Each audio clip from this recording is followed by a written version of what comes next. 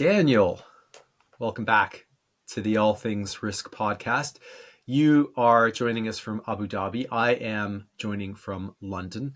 And I think that is, in a way, appropriate because we've just written this book, Decisionmaking in the Polycrisis Era, and we cover just about every region of the globe and a variety of topics. So before we start, a congratulations and a co-congratulations on us completing this book, and it's great to chat with you about it.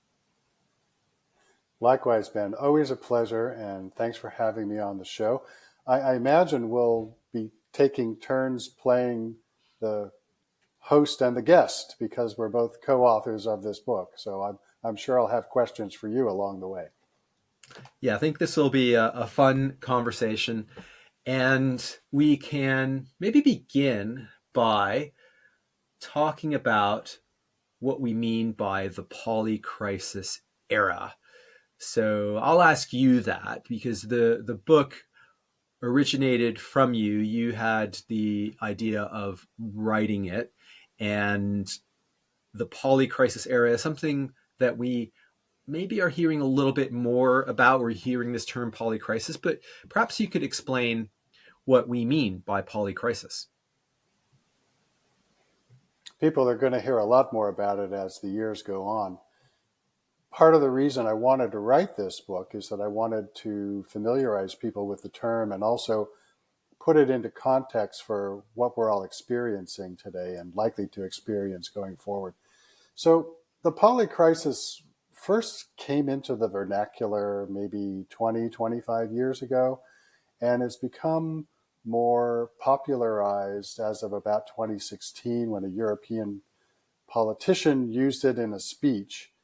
And what it basically refers to is a series of events which have the potential to become either very serious or catastrophic all at the same time. And the subjects that we address in this book are not meant to be all-encompassing, meaning things that we don't talk about in the book are not part of the polycrisis because they are. It's multifaceted, it's very complex. But I think these are some of the things that people can easily identify with and probably would like to know more about. They probably know something about it already. But the reason that this is important, in my view, also, is that all of these things are becoming vastly more serious and impacting more and more people around the world at the same time. So if we think about AI, for example, which was a concept until not long ago, and then GPT came along and everybody started using it, and there's the Magnificent Seven stocks, and we're all very excited about all of this stuff. But at the end of the day, what's happening is that this is going at warp speed. And part of the problem is that there are certain things in our world that don't go at warp speed at the same time, like our own brains, for example, which are pretty much where they were in the Stone Age. And the way governments are run, for example, they haven't changed all that much over the years. So we have this thing going at warp speed, this AI, for example, and we're having a difficult time adjusting to it. But that's just one aspect of what we're talking about in this book. And where, from your perspective, did the idea come from to put a book together about the polycrisis era? I like to write about things that I think are going to add value to people's lives or be interesting to them, or maybe both at the same time. And I had published a book which you're familiar with my colleague Dante Disparte back in 2016 called Global Risk Agility. And that was very well received, and it seemed to be an impactful book. So when I started thinking about the polycrisis, I also thought about what aspect of it is it that we could tackle that hasn't really been addressed? And if you look at the literature, how to make decisions in the context of the polycrisis has not been addressed. And in fact, this is certainly a credit to you for suggesting that we focus on this. And thank you for that. I think this book is really important. Many of the reviewers have basically said the same thing. One or two of them have said it's the most important book they've read in a long time. And I think it's likely to strike a nerve and certainly add some value. That was my motivation. Hmm. Well, I'll chip in here then. And first of all, just thank you for the opportunity to co-write this book with you. My experience with this idea of polycrisis came from my time at BT, British Telecom, in which I pulled together the way in which the company does risk management. And so I had a front row seat to how leadership, not just at BT, but also peer organizations, dealt with or were really blindsided by a range of things. So Brexit was one of those things, the deterioration of China-West relations, the rise of Trump, the agenda around responsible tech in the case of British Telecom, but we call it, or people call it ESG now, as a take on a theme that actually has been running for some time, Russia, Ukraine. And the sense that I got being in front of these leaders was one of powerlessness, and that these crises were coming seemingly out of left field, and there's a wish for things to return to a much more stable time. And we know that that isn't going to happen. And at the same time, I also saw how a lot of the tools and frameworks and things in the field of risk management, which I've been a part of for a couple of decades now, just weren't fit for purpose. And really, the idea for me was we need to actually have a different conversation about these topics and look at it from the lens of decision making, which is understanding and having more than just a superficial understanding of all of these topics, but also translating that understanding to what it means for the organization in terms of making good decisions. And so that was what I bring to the table here. But also I think that many leaders have a sense of powerlessness, and the tools that we are using are just, I think, are broken, and we need to rethink. So that's my angle on it, if you like. But it was fascinating to do this project with you. Uh, Maybe we could talk a little bit about some of the individual dimensions of the polycrisis. Maybe we could dive into, you mentioned AI. Let's talk about AI a little bit. We talked about malignant AI. And so perhaps you could just give us a little bit of a picture around what we mean by malignant AI and why it takes, actually, I think it's the largest chapter of this book, and maybe why that's the case. Sure. But before I do that, I just want to say one thing else related to the polycrisis.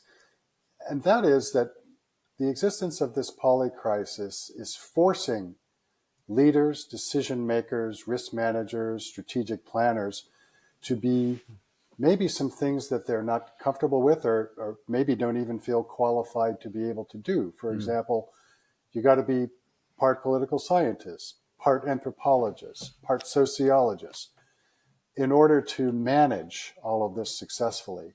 And that's really, I think, the key part of the challenge here, and perhaps why so many of these decision makers feel powerless, because maybe they're not all of those things. Maybe they don't want to be all those things. So on to AI. Great point. Before we go on to AI, and then we can do that.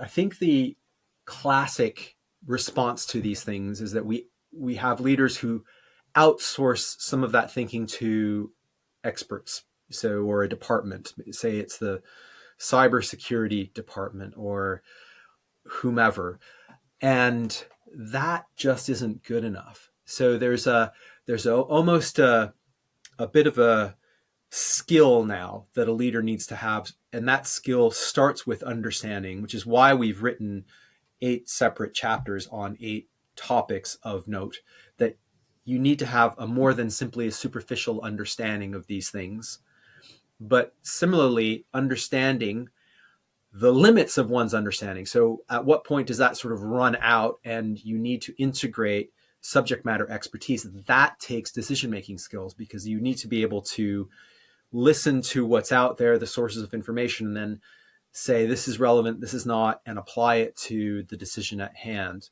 So getting through the polycrisis era starts with understanding, and understanding to a level that, as you say, leaders typically don't have, but increasingly need to have. So on that note, let's start with better understanding AI. So people are very focused on the promise of AI. They aren't so focused on the perils associated with AI. And the reason why this is such a chunky chapter and why we made it the first chapter entitled Malignant AI is that AI has the potential to transform our daily existence, but it also has the potential to spin completely out of control. And we need look no further than the, what I would say is feeble response to the birth of social media, and how we collectively around the world, and certainly in America, failed in our efforts to govern social media. Mm. And as a result of that, we have this out of control monster that, parents lose their minds with their kids trying to control it. And so many people have had bad experiences with social media, in large part because it isn't properly regulated. And since it wasn't regulated at the beginning, it's sort of spun out of control. And now it's really almost impossible to regulate effectively. I think people in the halls of Congress and in legislative chambers around the world, they understand this, and they understand that we cannot afford to let the same thing happen to AI. The regulation is just one piece of it, of course, but what we spend time doing in this chapter is reviewing for people many of the ways in which AI can be a malignant force. And that's in business, that's in personal life, it's at the society level. And we spent a lot of time going over these examples so people will really understand what's at stake. That's why, ultimately, we're throwing this in as a crisis. So on one hand, it's the promise of tremendous medical advances and, new things in the courtroom and all these various things that AI promises to do. But already people are very concerned that artificial general intelligence, making computers smarter than humans are, is not only a possibility, but something that's could be within our reach within a matter of years. It was supposed to be decades away. Now they're talking about maybe even happening in this decade. We don't know for sure. But one thing is for sure, and that is that we are very, very far behind in getting legislation where it needs to be, and that is frightening. Let me also bring something in here that anyone who starts to read this book will very quickly grasp, and that's the interconnected nature of all of these crises. And you talk about in the chapter on AI and also in the part on geopolitical competition that we've got a puzzle, more of a mystery rather than a puzzle in many ways, because we have geopolitical competition primarily between China and the US, or China and the West, and there is a struggle for AI supremacy. At the same time, there is a recognition that this stuff could get out of hand, and we don't want, for example, AI weaponry to get into the wrong hands through the dark web, or AI to sort of be this runaway thing that threatens humanity. And so you have a situation where the powers of the world need to cooperate, but at the same time they're competing. They're competing for AI supremacy. That is a challenge. We can't deal with AI on its own without recognizing how interconnected it is with some of the other challenges that we have. Perhaps you could say a word or two about that. Yeah, that's absolutely right. And it's not only the interconnectivity between, say, AI and geopolitics, it's the interconnectivity about really all the things we're talking about in this book.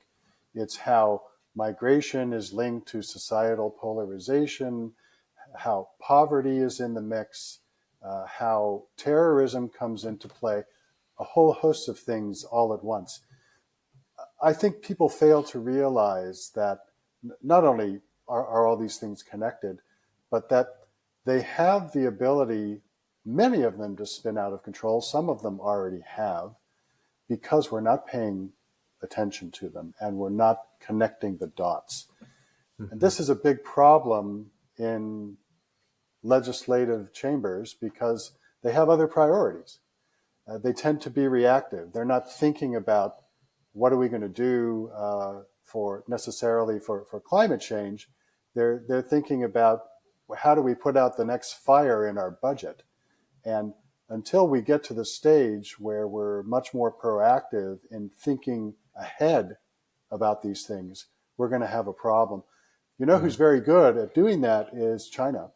China plans decades, even multiple decades in advance, and they devote tremendous resources to addressing issues. AI is a perfect example. They've devoted $150 billion toward becoming supreme in AI by the end of this decade. And they did that years ago. So if you use that as an example of how you can focus on the issue and address it and allocate those resources, or how you can fail to do so, you can count on one hand, maybe even on one finger, the countries that are doing that well in the AI realm. It's China. I'm struggling to come up with an example of another country that has done so on a similar scale. And as a result, they're making some tremendous advances in things like hypersonic weaponry, which can really change the balance of power. So, the US, of course, is trying to do this. Russia's in the game, et cetera. Other countries are getting involved, but they've already got a head start. And this is something that China does very, very well. And I know you're not a military expert, but could you just explain hypersonic weaponry, what it is?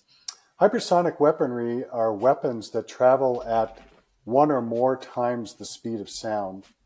And part of the challenge here is not only in mastering the technology associated with doing so, but if you're on the receiving end of a hypersonic weapon, how do you stop it? That is a challenge that militaries around the world are currently grappling with. The US has been grappling with it for some time. Many of the tests that it's done have not been successful. It's sort of like, it's bad enough trying to stop an incoming missile on an ordinary basis, but you make it so very fast, it's almost impossible to stop. So this has already supercharged the whole military race between America and China and Russia. And unfortunately, so far, America is not coming out on top of that race. So this is just one more concern that America has vis-a-vis China.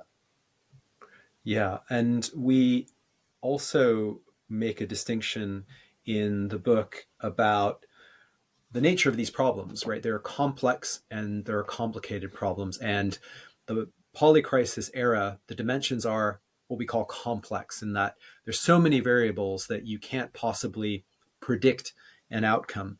And when I look at how the world is tackling AI, so we have this thing called the Bletchley Declaration, which we mentioned in the book, which seems to say these things. This was a declaration that was signed by all the world's powers, that was signed here in the UK. But on the back half of that declaration, it says things like, we'll identify risks and we'll manage AI risks. And the reaction that we have to that is, by the time you identify those risks, it will be too late. There's a different way in which we need to start thinking about AI in terms of guardrails, in terms of reversible, irreversible decisions that our leaders just aren't seemingly grappling with or understanding yet. I certainly hope that, particularly around the AI chapter, that a number of legislators read that chapter. We'll send it to them for free, perhaps. Well, in fairness, this book is not meant to be about puppy dogs and rainbows, right? It's serious stuff. And as you say, part of our objective is to get people to focus on it, people in the corridors of power, so that hopefully we can start to turn the tide on this, not only on an individual national level, but collectively as humanity, because some of these things we're going to need to do on a collective basis. There's no way that we're going to be able to legislate AI on a national basis. It has to be done internationally. And to use China as an example here, China is already doing this. They're already crafting regulations that apply to China. But of course, not surprising to anyone, they're throwing in things like, whether this is against the national interest and whether it's contrary to national security. If everybody throws these types of things into their legislation, there's no way we're going to have any type of uniformity in terms of global regulations. And the Europeans have gotten a good start on this already, and they've taken a different approach. They're trying to be more thoughtful about this, not just within the confines necessarily of what's good for Europe or a specific country. I think this is a multi-year enterprise once we start really focusing on the issue. Let's shift gears a little bit and maybe talk about climate change. That's another one of the substantial chapters in the book. You had a front row seat to COP28, which you were able to also bring into your understanding of climate change and into that chapter. Obviously a big issue. Perhaps a little bit of a summary of where we are, how optimistic, pessimistic, what are the challenges around climate change that we need to be thinking about going forward? First, just a word on how I ended up with that front row seat. I have been working for the Asian Infrastructure Investment Bank. That my time with the bank is coming to an end actually in this month, in January. And they had asked if I would consider being seconded to COP28, which of course the Secretariat was here in Abu Dhabi and it was held in Dubai. And I thought it was a tremendous opportunity to learn a lot about climate change that I didn't know. So it was great. One of the things that I learned was that this is an industry, right? The study of climate change is an industry, trying to get our hands around it, trying to make progress in this area is really, really important. We have the same sort of challenges here on a legislative basis, and then the whole thing is quite politicized. But we were able to make some real progress at COP28. What climate change is really all about at the end of the day is human suffering. It's about our ability to manage the planet. But at the end of the day, big part of the reason why we have so few climate deniers anymore is that more and more people are suffering as a result of climate change, which has helped focus minds. We are making progress. It's not nearly fast enough. But I think with all of the regular catastrophes that happen around the world, and there's numerous examples in any given month or year that I think people are familiar with, whether it's the record-setting ocean temperature in Florida or the record-setting summer temperatures in Europe. All of these things collectively have been seared into our psyche. So the minds have been focused now, which is good. The problem is that we're devoting, even as significant as some of the resources are, we're devoting resources in the billions for what ultimately is a multi-trillion-dollar problem. And I'm of the view, unfortunately, that we have really no chance of containing the temperature rise to 1.5 degrees centigrade. We're already almost there. And the world just keeps getting hotter and hotter no matter what it is that we do. So I think now people are talking about 2.5, 3 degrees centigrade, double what our original objective was. We have no idea what the real impacts of these are going to be. But I can tell you that the small island developing states, many of the coastal financial centers, these are the places that are going to feel it the most ultimately. And if you think about how many cities around the world are coastal financial centers and what impact it would have on everybody in the world if those centers Mm. became flooded and or uninhabitable. Mm. The magnitude of the problem is almost hard to believe. Yes, and again, we can start to see some of the interconnectivity as well, because we have a chapter on migration, and when you start to look at not just coastal cities and financial centers, but the amount of people who are under or will be under water stress, for example, in the next 20 years, 15 to 20 years, that's 5.4 billion people will be under water stress. In other words, not having access to clean, potable water, drinkable water. 3.5 billion will be facing food insecurity in the next 15 years or so.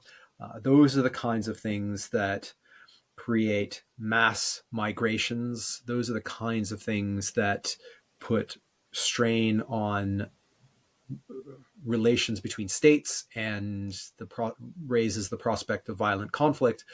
So until we start to get a grip on some of these things, we are going to see more of these flare-ups in and around the world in a variety of contexts. Migration was one of your chapters, Ben. I wonder, what were some of the key takeaways that you ended up with as a result of having done the research and written that chapter? Yeah, I think the impact and the crossover with climate change is a huge one, but there are a few others. And one of those is, and this is obvious, not obvious, but demographic data is fairly predictable. But we have a situation now where in most of the developed world, we're seeing an aging population.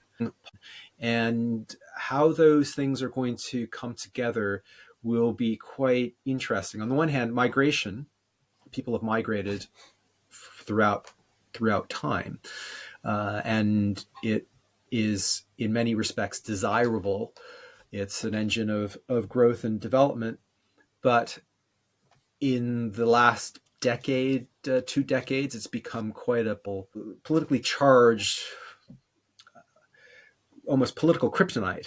When you look at the situation recently, the situation in Gaza, but throughout the Arab Spring and how that led to the rise of, for example, far right parties in Europe, the rise of populism, and we're not really getting to grips with the problem. I think a lot of the political solutions in countries really just transform the problem into someone else's problem. And actually, the world's states that have the most, for example, the most refugees are some of the world's poorest and some of the least capable of absorbing those refugees. States like Pakistan that takes an enormous amount of refugees from Afghanistan, for example, and Lebanon, about a third of its population now are made up of refugees from Syria.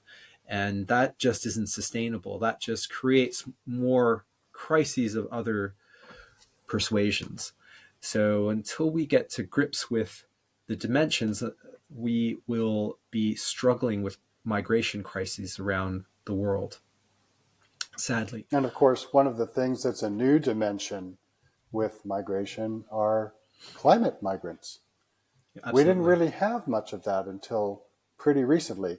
It was always the case that, Mm. if you had a drought, people were in search of water and they may cross borders to do that, etc.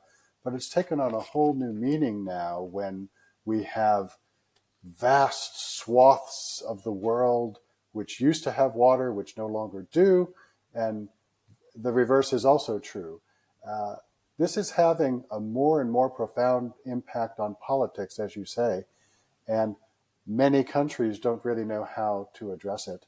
And as usual, the people who are suffering the most are the innocents who are just trying to get some water, get some Mm. food, get some jobs. And this is greatly complicating the political landscape, as you say, all over the world. It is. And the amount of climate migrants that we are going to see is potentially in the billions. So it will affect Hmm. people we know at some level. And as you say, the political solutions are very myopic because migration transcends borders. People will be migrating, and we can put up border walls or do whatever that is popular, but that simply transforms the problem into something else. So I think we need to rethink policies around a number of these spaces. Migration is one of those. And that also might mean some experimentation in a few regards, not just around migration, but trying a few new things and being open minded, I think, is a very good way to think about dealing with the polycrisis era.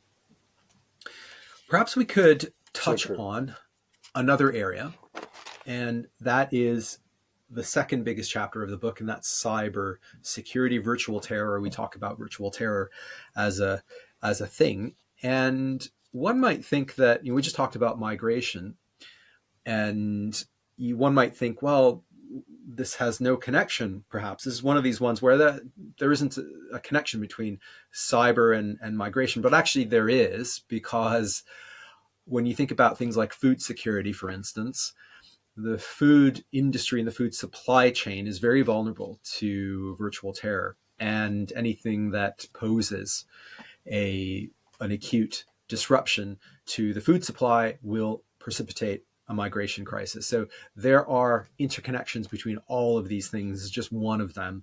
But perhaps you could talk a little bit about virtual terror and cybersecurity. Right. So virtual terrorism either already has or will affect almost everyone in the world. If you've had your identity stolen, that's virtual terrorism. If you've had a ransomware attack, that's virtual terrorism.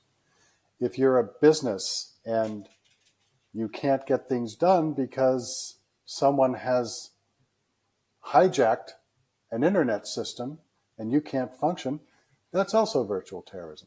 So this is a growing problem. It's starting to affect things like our infrastructure. That is one of the ultimate big, really, problem that is so big that if we don't start addressing it right now, and it's already a multi-trillion-dollar problem, all hope is gone. We're working around the world on 1970s era technology in much of our infrastructure, which makes it highly vulnerable to attack. And really, a big reason why more attacks on critical infrastructure haven't already happened is because it's sort of like mutual assured destruction. That country that might be inclined to do so, say it's North Korea or Iran vis-a-vis America, they know that if they were to do that in America, America's going to come right back and do the same thing to them. And it's going to be pretty catastrophic consequences all the way around.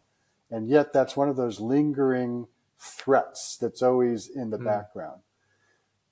One of the things that really concerns me also is that even though collectively, individually, at a business level, at a society level, we've become more aware of cyber threats. The more aware we become, it seems like there's less impact on our ability to do something about it. The cyber thieves and those folks, they're becoming extremely sophisticated about all this stuff. And the more we throw at them in terms of protections, the more we take out cyber risk insurance, the more they just come at it.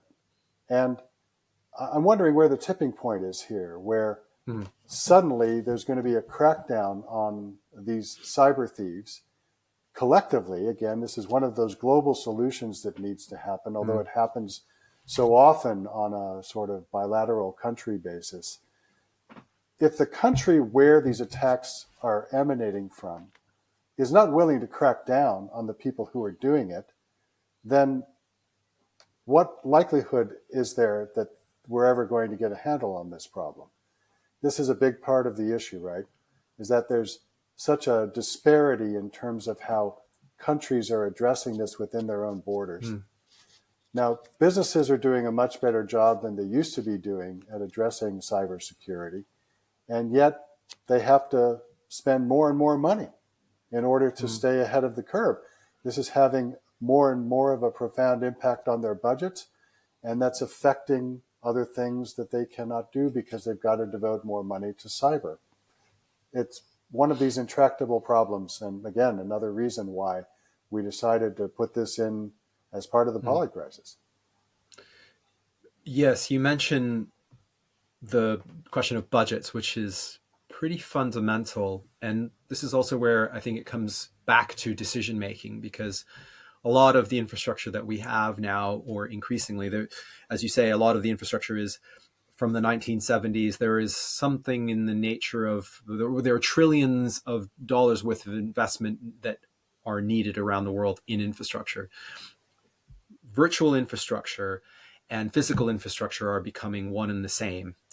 And therefore, because of these vulnerabilities, and because, and you touched on this, one of the other dimensions of the polycrisis is that these things are asymmetric, that someone can do an enormous amount of damage with a few keyboards and some code, for example. And that is something that we haven't really seen before. And in order to combat that, those cyber defenses need to be built in when the infrastructure is built, when those decisions are made, not after the fact. And that obviously costs money. What we argue is this is all about this understanding that we can't put our heads in the sand and hope for solutions after all of this infrastructure is built. It needs to be embedded and designed into the decisions that are going to be made about new ports and airports and railways and all the rest. Otherwise, we're just asking for it. So it's a question of will, and it's a question of understanding, and it's a question of transparent decision making. And the longer we delay in really addressing this stuff, the worse it's going to get. Another one of those issues that you wonder if we're ever going to be able to get our hands around. Absolutely, absolutely.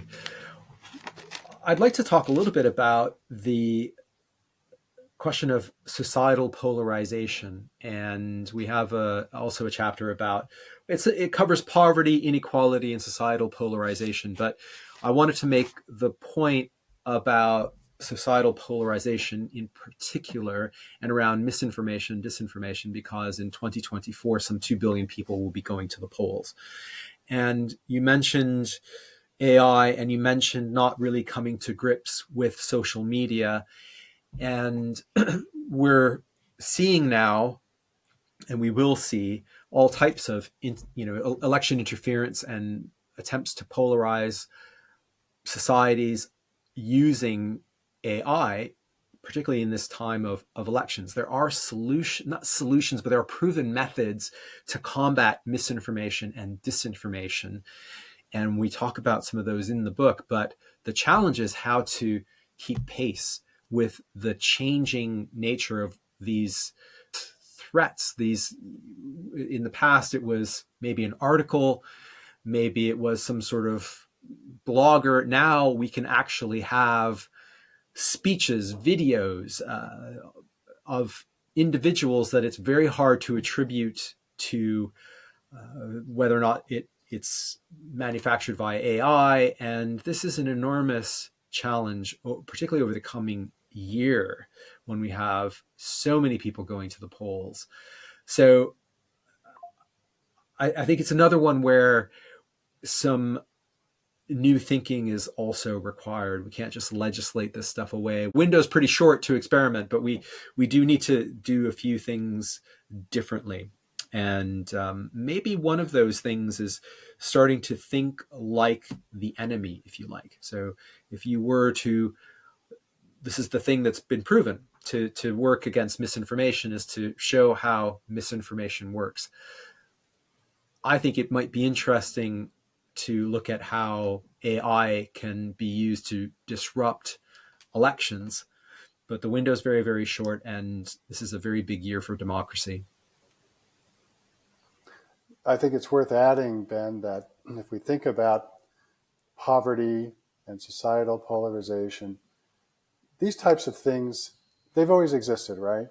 And people have always been aware of them. But in the age of social media, and you throw in the AI dimension, and you throw in the cyber dimension, all of these things become magnified.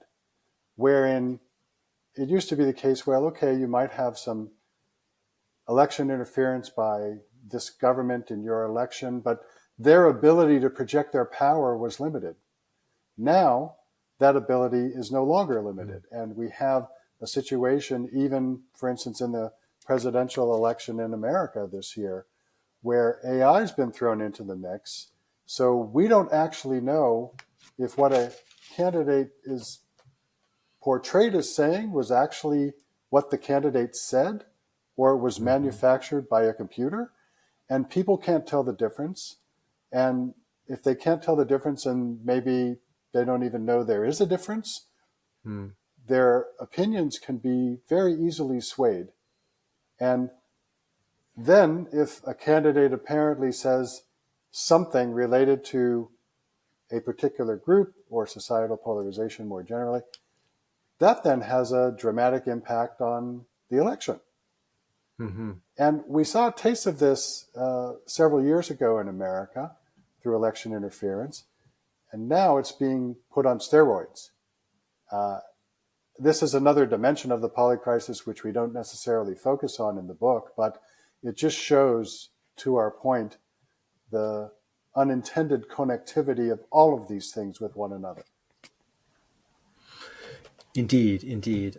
I do wonder what this is all going to look like, but the key point, and we're not necessarily in the position to offer, permanent solutions to any of this, but what we continue to urge is different thinking, and we're not going to solve for these problems using the tools of the past. And so there have been a number of, we know, for example, that misinformation travels 6 times faster than real information online. That number may increase now with AI. We also know certain things about how the brain works. We know that lies that are repeated or can be easily recalled can later be mistaken for truths. We know how some of this stuff works. And so there may be some ways to think differently to start tackling some of this, but we need to get out of our own ways. We're not going to, let's say, legislate ourselves out. We're not going to be able to put little disclaimers on campaign adverts, for example, saying this is a video of an opponent generated by AI, which is the US is doing, but that's not likely to be very effective. I wanted to ask you, Ben, in the context of what you just said, and organizational decision making, there's a chapter on that. What do you think all of this implies about what decision makers ultimately need to do, not only in terms of getting their hands around this, but in terms of making their organizations more resilient and able to withstand the onslaught that is produced as a result of all of these things? Where I think we need to start with is that all this stuff can feel overwhelming. And so when we talk about all of these things, and it almost feels like, oh, the fate of the world is in our hands. It is, but not in each individual's hands and in each organization's hands. And so where I think this starts is something that's actually quite basic, which is understanding what a good decision is and what a good decision looks like in the midst of uncertainty. And so we have a short framework around how to look at that. But that framework really starts with something called framing. And what that simply means is looking at your organization, its purpose, its values. And if you do a relatively good job at that, then you can look at some of these dimensions and you can pick out what are the things that are more salient to us, what are the things that are less salient, because not everything is going to be relevant to you at the same time in the polycrisis era. Some things may, and they'll come and go. But it really starts with that. And then to walk through a way in which you know that you have made the best possible decision in the midst of all of this information. That's all we can really do. And that actually is a bit of a practice. And doing that over and over, you're not going to get every decision right, but you'll get more the big ones right, then you'll fail. And that's actually a very significant departure from traditional tools, because traditional tools around risk and decision making almost assume that everything can kind of be controlled and identified and managed. And what we're saying actually is, we know going into this thing, it can't be. But what you do have control over is the quality of the decisions that you make, and the ways in which you bring people together to make those decisions. And if more people did that, then collectively those will add up. So that's a part of the way to think through this, and a way of dealing with this sort of sense of powerlessness that comes with the polycrisis era. What does it imply in terms of resource allocation and relying on external entities to help you understand all of this? To what extent should you draw a line between hiring people in your organization who are well positioned to be able to assist a decision maker in making that decision, versus relying on third-party entities? I think it just comes down to the decision at hand, and a lot of the part of all of these chapters that we've written is to give decision makers a much better sense of the dimensions of, say, AI and cybersecurity and all of these things. But they're not going to turn you into an expert overnight. And part of what you need to know is also what you don't know, and when to bring those subject matter experts to the table. But the key thing with regard to decision making around that is not only bringing those subject matter experts to the table, and again, when to bring them and when not to, that really depends on the decision at hand. If you can get some more insight, and sometimes that means bringing those people to the table right from the beginning. When you're launching a product, we would argue when you're building and making decisions about infrastructure, you need to have cyber people there alongside you and contributing to the process. And the framing of the decision will give you some of those answers, when and how to bring the sets of people to the table. And then going through some type of a process, some type of a practice of decision making, and enacting those decisions in the midst of that. As we say, not everything is going to be relevant to every decision all the time, but by linking the polycrisis era to one's decisions, it teases that stuff out, as opposed to, let's put a bunch of risk experts to manage dozens and dozens of risks that may or may not be relevant to what it is we're trying to do. That's more the old approach, and it isn't working, and it needs to shift. When I think about decision making in the context of polycrisis, I think about the Covid-19 pandemic, and indeed we devote a chapter to that. One of the things that became very apparent pretty early on, to me at least, in the pandemic, was how few organizations, how few individuals, how few governments were truly prepared for something like this, even though everybody knew that at some point in time this was going to happen.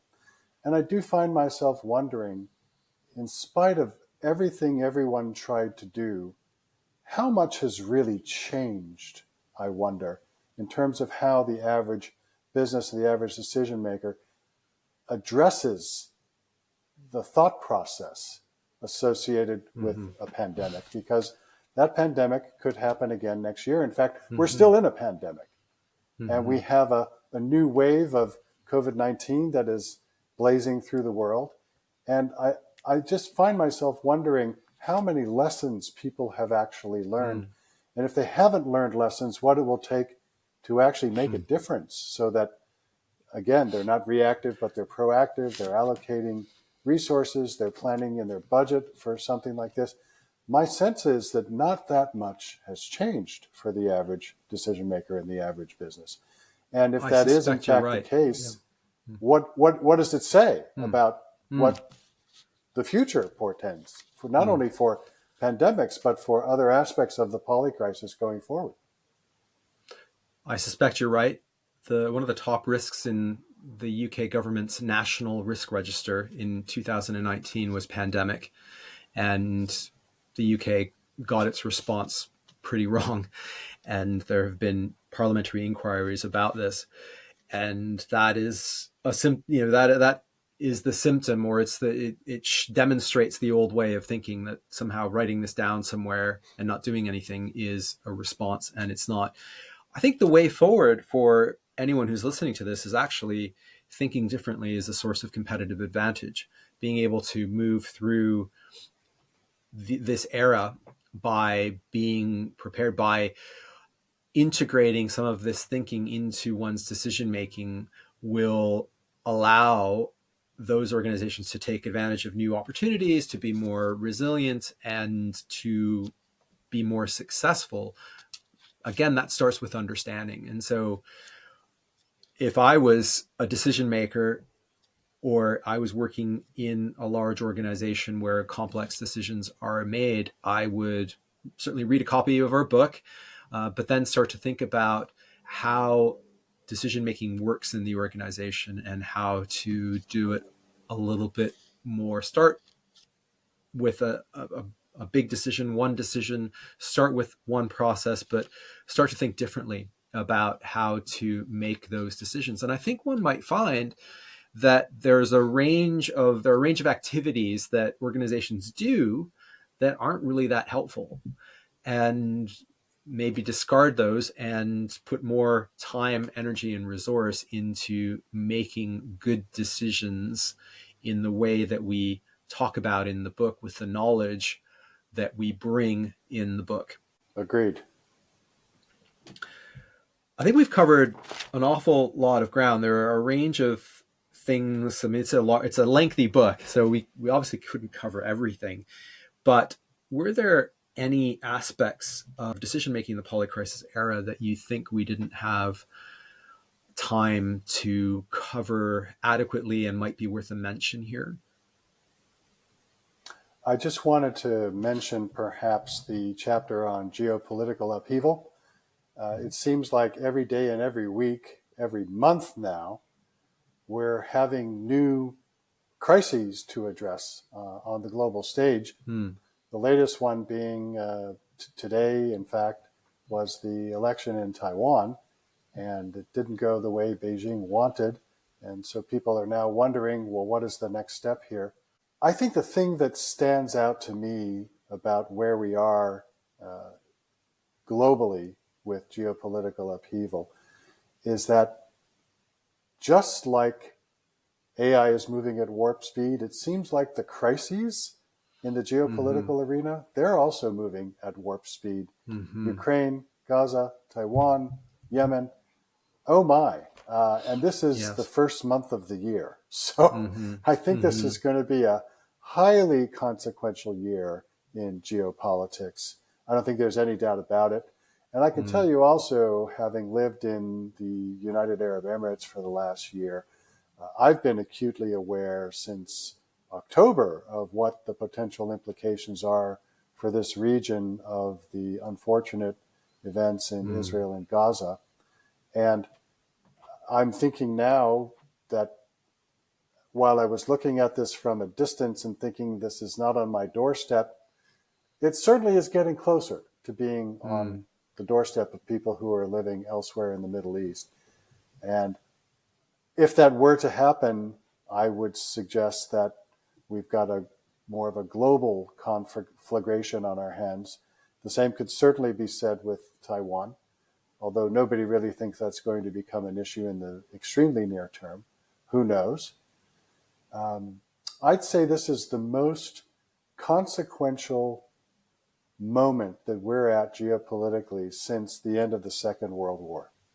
And again, that's sobering, but it isn't surprising. And I was thinking about the crisis in the Red Sea yesterday and the impact on supply chains and the amount of coverage. So there's the range of coverage of talking about. There's a big debate here about the UK's response to the Houthis, the rebels, and a lot of thought pieces, but very little attention being given to the fact that that part of the Arabian Peninsula is one in which that contains the highest levels of poverty, and how poverty is a contributing factor to this problem. And so one might be thinking, what does poverty have to do with my organization that might be running if you're running a global supply chain is a factor. And so again, it comes back to thinking differently. If you're thinking more about, well, how could this transform? How could these things shape themselves? And importantly, what does that mean for the decisions that we need to make as an organization? You're probably on the right track.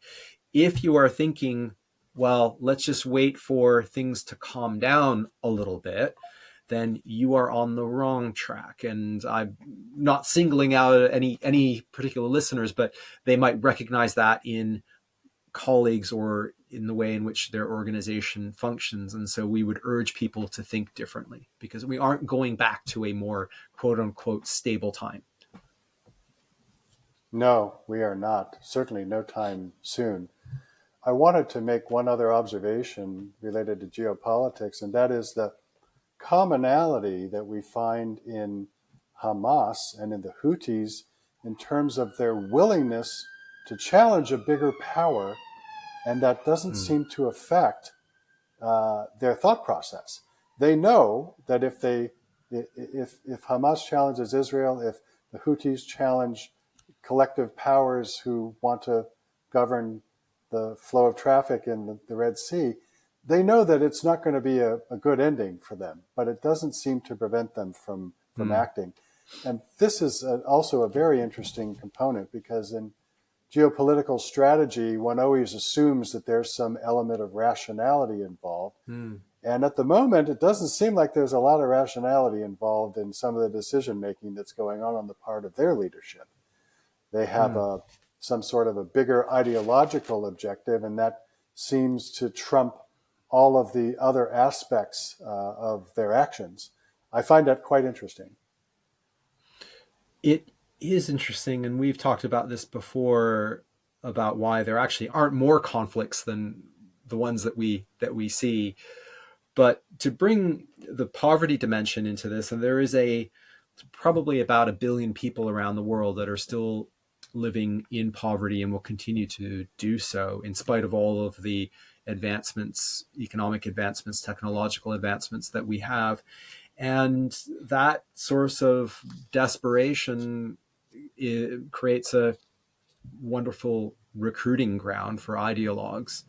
So one must not forget that. And when there is that sense of desperation, then our definition of rationality might be completely different to the definition of rationality of followers of whatever group may be disruptive around the world.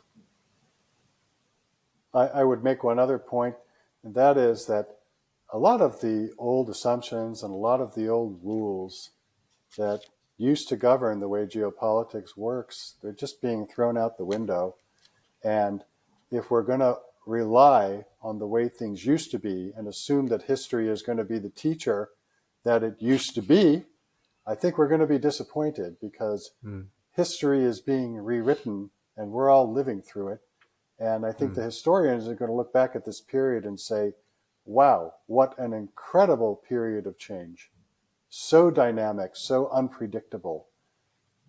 Really makes you sort of take your breath away. It does. I think that's a great place to wrap things up.